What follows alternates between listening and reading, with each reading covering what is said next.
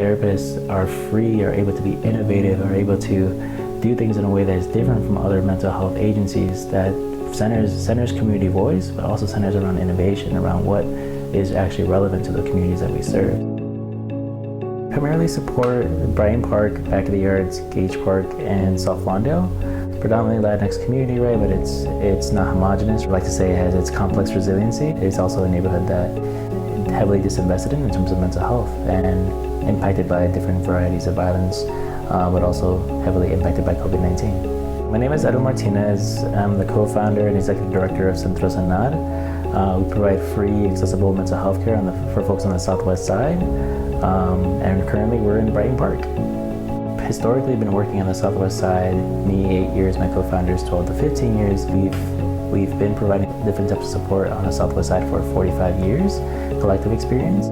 Started Centro Sanar in March of 2020 as volunteers doing pro bono work, incubating at the Port Ministries. We got tired, right? We got tired of community organizations or just mental health not being accessible, but also not being accountable to the community. Since that time, since March of 2020, we've been able to serve 243 people with clinical services ranging from individual, family therapy, group therapy, and our different auxiliary support services as well.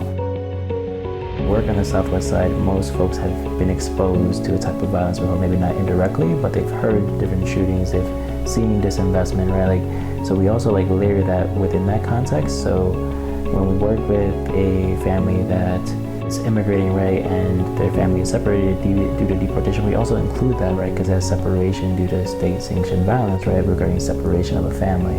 And I like to always balance how we typically talk about mental health and trauma and violence, right, to also just folks just being resilient because of the people that we see. We also work with a population that is labeled, right? It's labeled, and we see folks that are in complex resiliency where it's difficult to be vulnerable. You have to survive, you have to be resilient, you have to push and keep on pushing, right? So it's often difficult to be vulnerable, it's often difficult to be able to express yourself and connect yourself, right? And you feel often isolated within that. Because of that, right, we often work in complex resiliency because of the weight that our community carries in terms of being resilient.